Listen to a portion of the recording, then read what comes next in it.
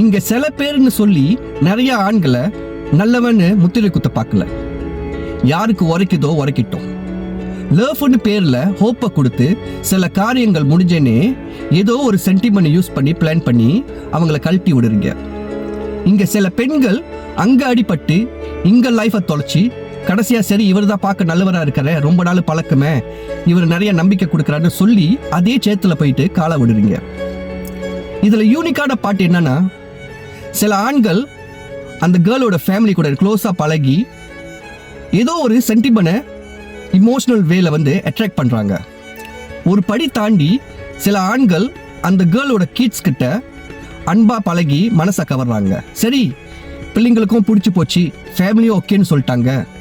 திடீர்னு பார்த்தா அவங்க வீட்டில் ஒத்து வரலன்னு சொல்றாங்க, நம்மளுக்கு சரி வரல, இப்படி அப்படின்னு சாக்கு போக்க சொல்லி அவங்கள நழுவ பார்க்குறீங்க.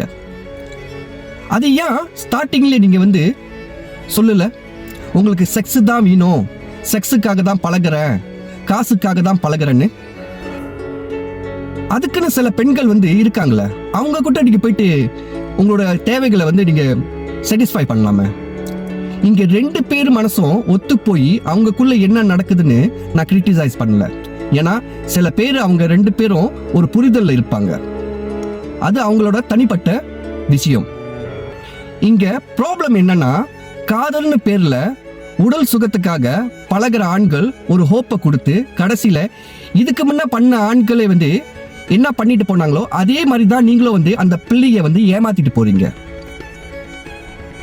ஒரு ஊமன் டெய்லி லைஃப்ல எத்தனை விஷயத்தை கோ த்ரூ பண்றாங்கன்னு உங்களுக்கு தெரியுமா? செக்ஷுவல் ஹராஸ்மெண்ட் பல விதத்துல அனுபவிக்கிறாங்க.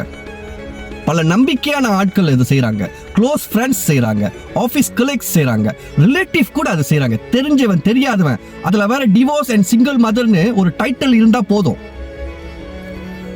உங்களால வாழ்க்கை கொடுக்க முடியலன்னா அவங்கள தனியா விட்டுருங்க, அவங்கள வாழ விடுங்க. லவ்னு பேர்ல ஒருத்தவங்களோட வாழ்க்கைய மண்ணோட புதைக்காதீங்க. கார்மா உங்களுக்கு பதில் சொல்லும். இன்னைக்கு ஒரு பொண்ணை நீங்க ஒரு ஹோப்பை கொடுத்து ஒரு நம்பிக்கை கொடுத்து ஏமாத்துனீங்களா, நாளைக்கு உங்களுக்கு டாட்டர் கூட இது மாதிரி விஷயத்துல நடக்கலாம், உங்க ஃபேமிலி மெம்பர்ஸ் இது விஷயத்துல நடக்கலாம், உங்க வைஃப்க்கு கூட இது மாதிரி நடக்கலாம். நீங்க யாரை வேணாலும் ஏமாத்தலாம். மேல ஒருத்த பாத்துக்கிட்டு இருக்காங்க,